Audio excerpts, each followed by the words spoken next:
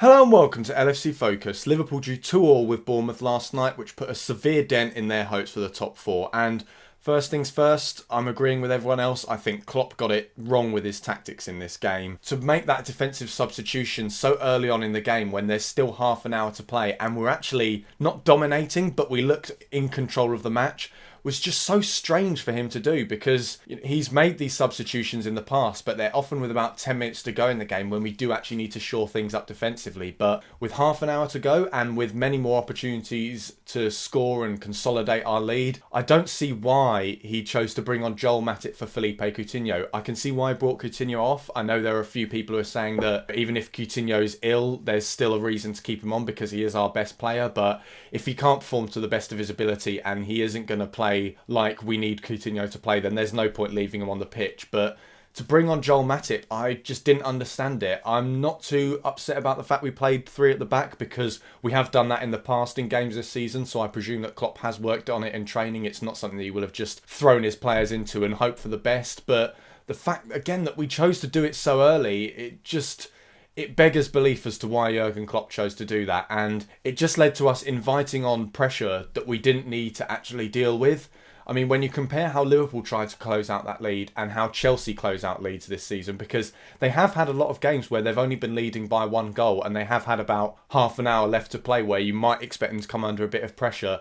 They just keep on playing the same kind of way that they do for the rest of the game. I mean, they're defensively watertight, which can't really be said for Liverpool. You know, we can't rely on our defence as much as Chelsea can, but they don't invite that pressure and they don't expect that pressure to come onto them. And as a result, they never really get put under as much pressure as Liverpool were put under when they played against Bournemouth. And really, Bournemouth were very, very poor, and if we hadn't pretty much just asked them to score an equaliser, I don't think they would have done. So tactically, Jurgen Klopp got it wrong. I also can't see why he brought on Daniel Sturridge towards the end. I mean, when it was 2-1, you can see why he kept on Divock Origi, because when we're trying to close out a lead, it's good to have Divock Origi up front because his hold-up play is very good, he's very strong, he's also pretty good on the counter-attack. But when he's made that defensive substitution of bringing on Joel Matip, I can't see why he didn't bring on Sturridge or even Ben Woodburn just to balance things out and stop the team from becoming so defensive-minded and stop inviting on that Bournemouth pressure that led to the goal. So now, looking at the two goals individually, the first one, Wijnaldum, I just don't understand why he makes that pass, because the reason he's so popular with Liverpool fans at the moment is because of the way he moves things around in midfield and keeps the attack moving. Because normally whenever he receives the ball, he does a little bit of shielding, stops us from losing the ball, and then he just plays the ball a little bit further forward to keep the attack going, keep up the momentum, and just stop things from just petering out and playing back passes that a lot of Liverpool players have been guilty of in the past and also during this season. But suddenly he just decides to play the ball back to Mignolet, which is something that he's very rarely done, and that shows because he doesn't look for danger. He doesn't look for any Bournemouth players that might be latching onto that back pass. And as a result, he underhits it, he underplays it, and Afobe picks it up and Bournemouth are in front. The second goal for me was even worse because while Wijnaldum, his mistake can be excused because, like I said, it was a mistake and he atones for it later with the brilliant cross for Divock Origi to make it 2-1.